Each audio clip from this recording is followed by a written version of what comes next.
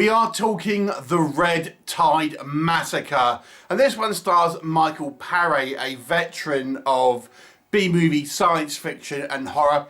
It's actually got 3 credited directors and is a kind of low budget but old school monster on the loose movie with an ecological twist.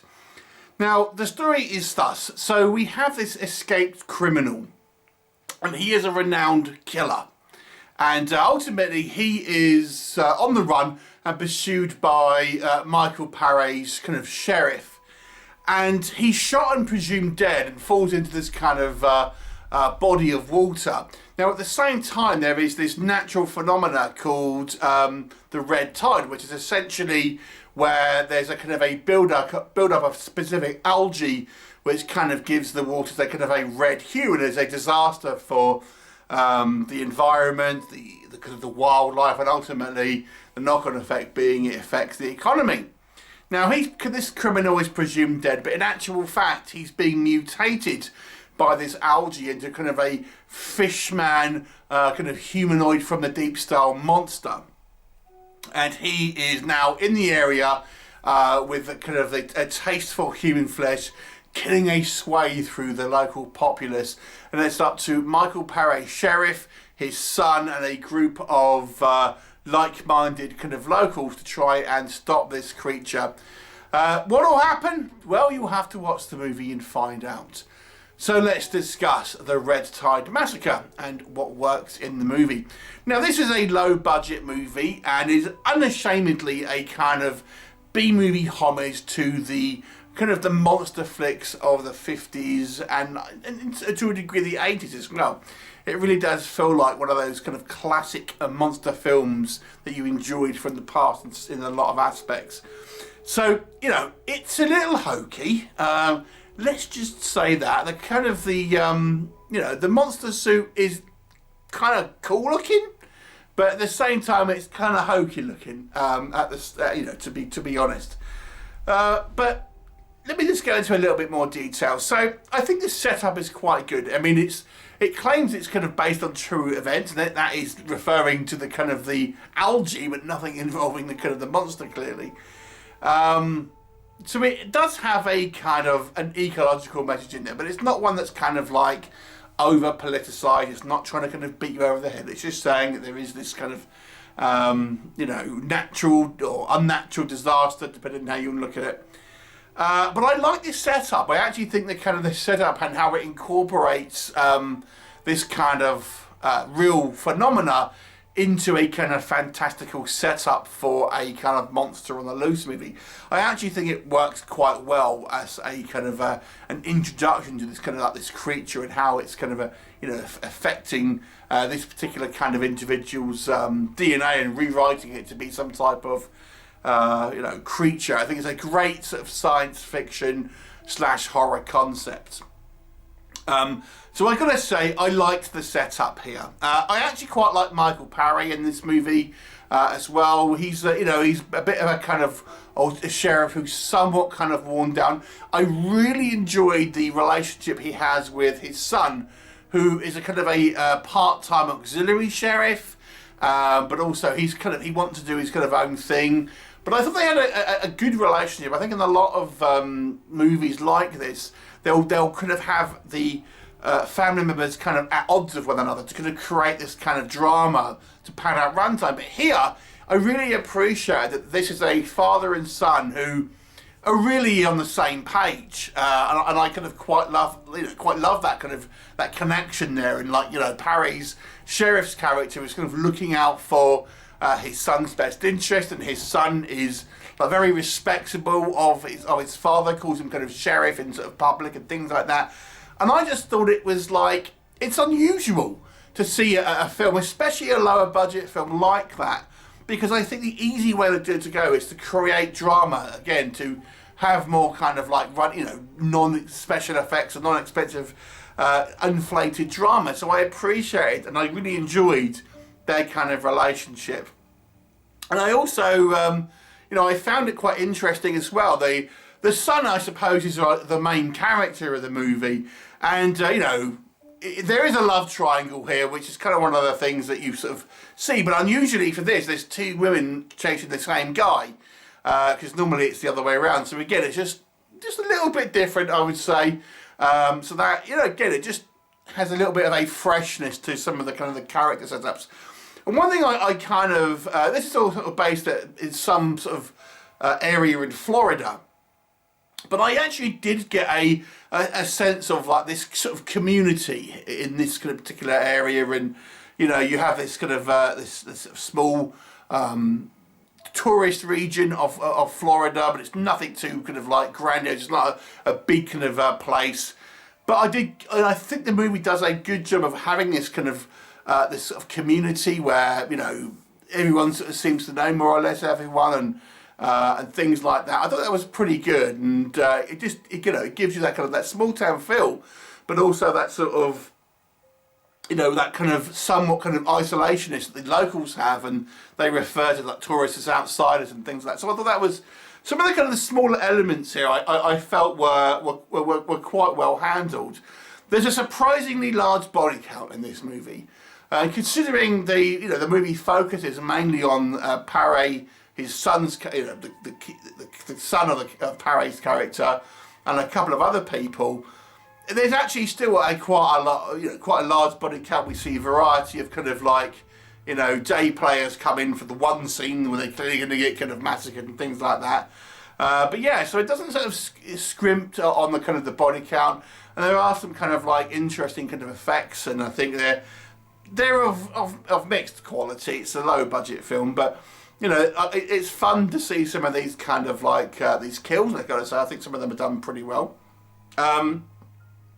The creature itself, you know, I like this setup. You see it in various kind of like phases through the movie. You know, more human at first, but with kind of like starting to kind of like get claws and stuff, and then fully transitioning into a you know, full-on Fishman. And the effects are fun. You know, they look kind of cool, but it's still a little bit hokey, like as I've kind of mentioned here. I think the acting is for the most part pretty good. Again, some of the dialogue is a little bit kind of cheesy and stuff, but I thought it kind of, if you're looking at it through a kind of a B-movie lens, I think it's fine. You know, this feels like a sort of fairly sort of competently put together B-movie in regards to some of the acting. I think the characters come across as they're supposed to. So, you know, I'll say that I think the acting is kind of fine. And it has that kind of that police kind of manhunt down there. I like the fact that it tries to incorporate other elements as well. Like there's this one guy that's convinced it's this skunk ape, which is kind of like the Florida equivalent of Bigfoot and stuff. And you're kind of thinking, is there a skunk ape as well here? Is that something that's going to kind of you know, could be revealed? And this sort of killer on his own, even before he becomes like a kind of a monster, is a threat all onto himself.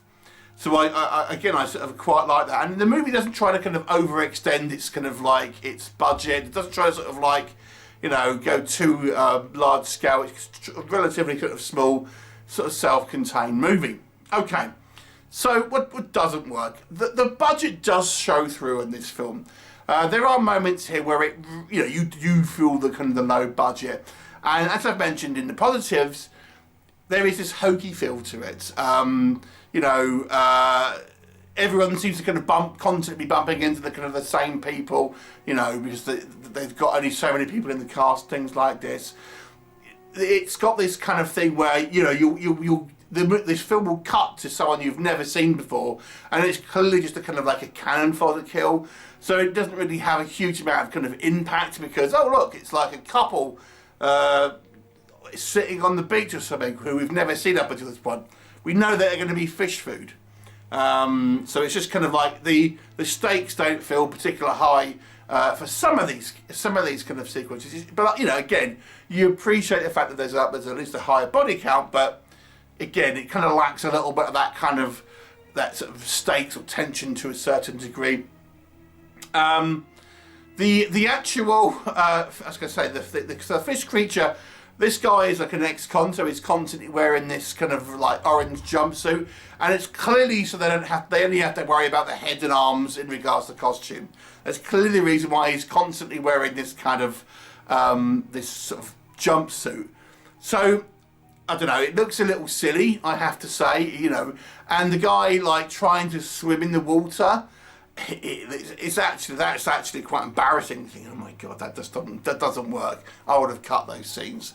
The guy's like just trying to present as a kind of merman sort of thing, but it just looks like he's like just treading water and just like flailing around in the water. It's not good sequences.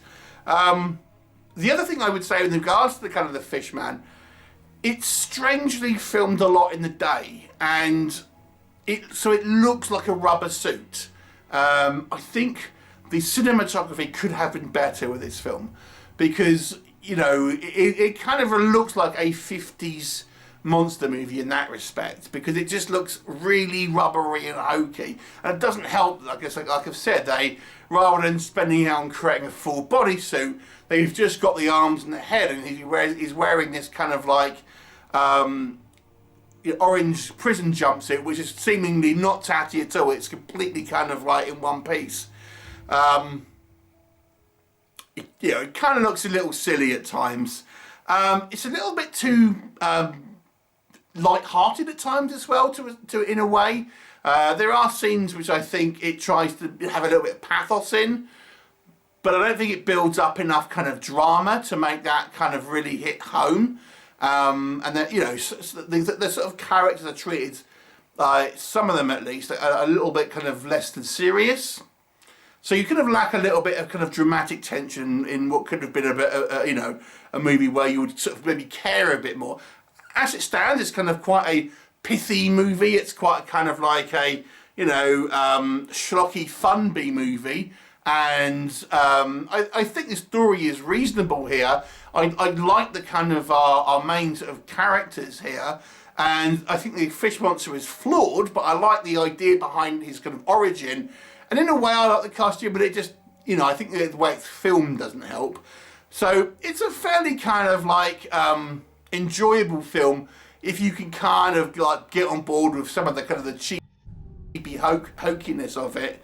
And obviously it has this ecological message, and arguably I would say, you know, it could have maybe done even more with that. I mean, the kind of the whole red tide thing is just a kind of a way to get this kind of creature on the loose.